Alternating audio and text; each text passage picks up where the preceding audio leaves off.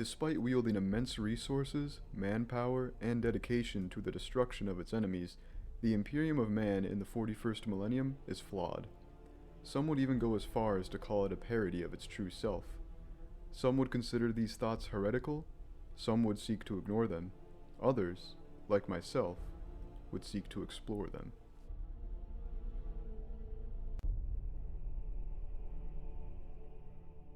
In the grim darkness of the far future, the Imperium of Man stands as one of the most powerful empires in the galaxy. From the Imperial Palace on Holy Terra, one man sits at its center, the God Emperor of mankind. Unable to interact with the material world in any meaningful way, he has spent the last 10,000 years confined to his own incomprehensibly powerful psyche. To understand how far the Imperium of the modern age has fallen, it is important to understand its origins.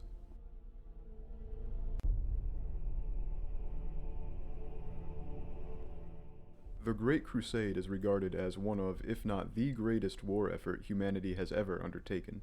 The Emperor himself set out from a united Terra to reclaim all that ancient humanity had lost.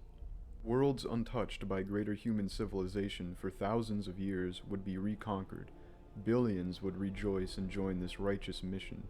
Most importantly, the Primarchs would be found and reunited with their father, the Emperor of mankind. The Astartes legions, perfected by the Emperor to dominate any task put before them, were now commanded by their rightful leaders. Humanity at this point seemed unstoppable. Until the heresy.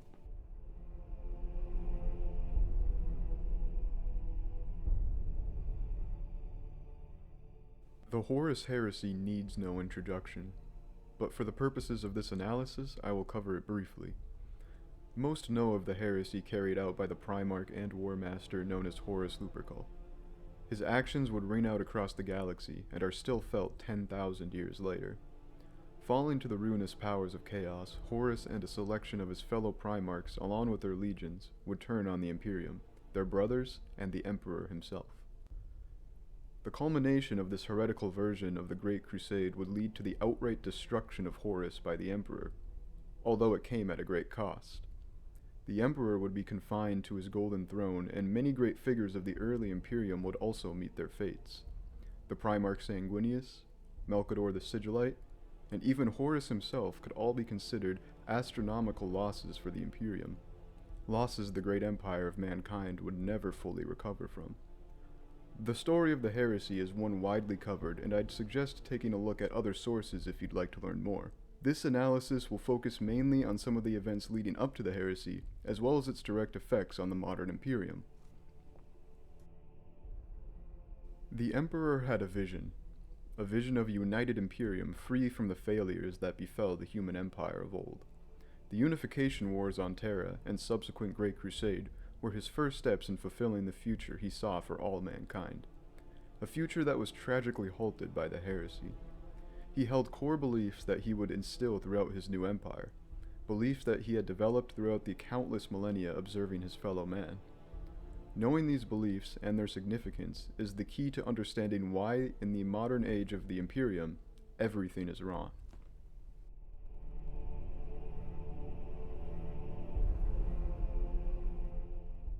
Religion is something the Emperor held a very strong opinion on.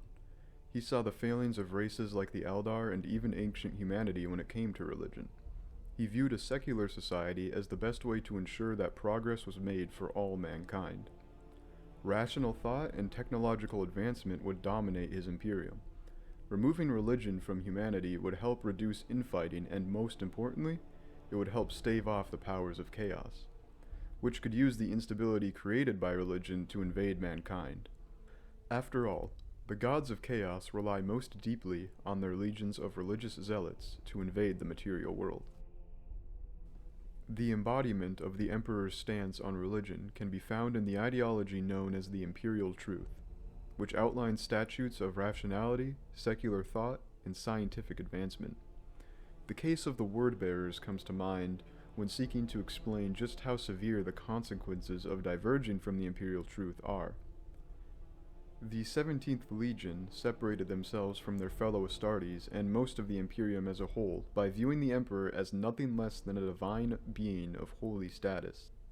The worlds they conquered during the Great Crusade would be offered no choice but to wholly submit to the religion the word-bearers spread. In time, the Emperor would of course discover this treacherous deviation from his established ideology and swiftly move to end it. The entire 17th Legion, along with their Primarch Lorgar, would be humiliated by the man they saw as their holy savior. He would denounce their actions and order the complete cleansing of all that they had ruined with their zealous campaign. This would include the complete and utter devastation of Colchis, the homeworld of the Word-Bearers. It is easy to see how these events led to the 17th Legion following a path to the gods of chaos. But perhaps more importantly, it shows just how serious and uncompromising the Emperor was when it came to his imperial truth. Some consider this to be a grave mistake by the Emperor, for his actions greatly swayed the word-bearers towards the ruinous powers.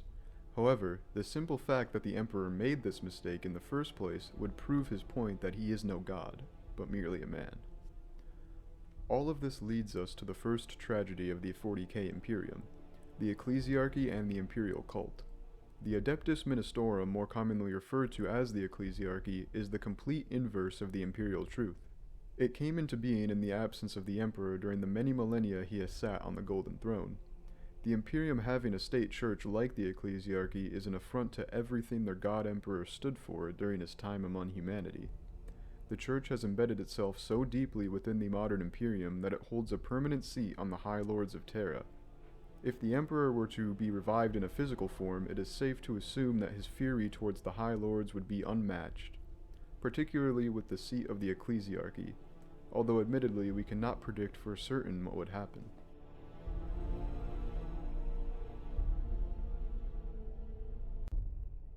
The second tragedy that plagues humanity in the 41st millennium is a rather simple one: chaos itself. The mere presence of chaos so far into the future was almost certainly not part of the Emperor's original plan for mankind. In the previous section, I highlighted how secularism was followed to an almost fanatical degree in the Old Imperium. This was the case because the Emperor saw it as the best way to keep humanity focused and moving forward into its new Golden Age. But it is also very obvious that this ideology was used to negate the forces of chaos.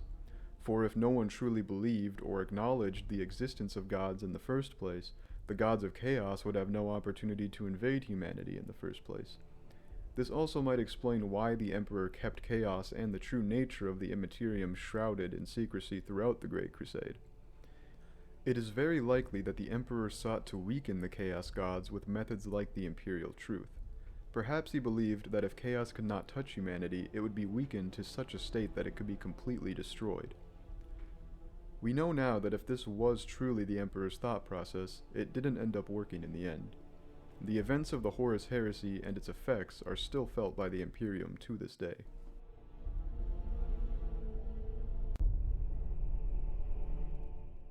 A third point of tragedy for mankind in the grim darkness of the far future lies in something integral to the universe of 40k: war. War is something that has no shortage in the 41st millennium.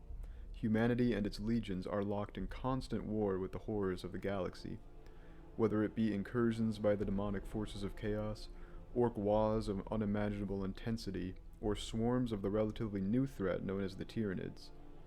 While war is an obvious and widely talked about hurdle for mankind in the modern Imperium, the true effects of it are certainly talked about to a lesser degree, particularly the stagnation of technology and its advancement.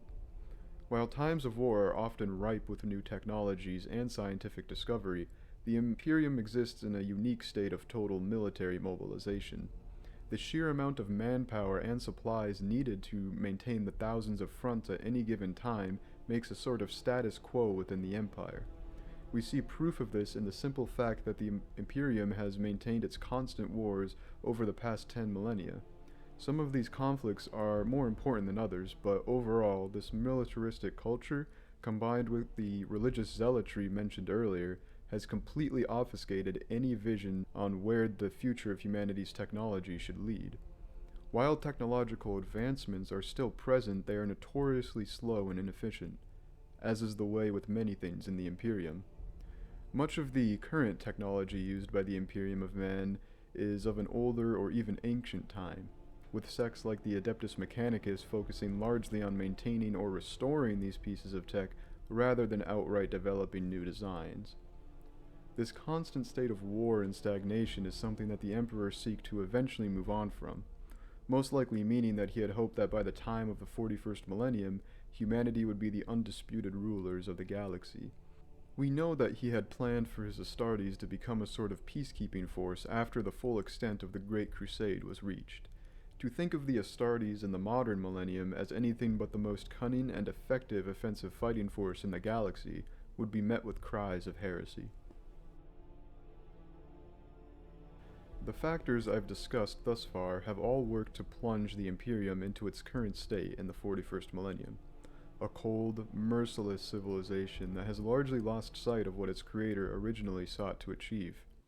It is said that upon being corrupted by the ruinous powers, Horus Lupercal saw a terrible vision of humanity in a dark future, one where mankind had regressed to a society of theocratic zeal, unending war, and tyrannical oppression. How ironic that it would end up being Horus's own actions that led to this dystopian future.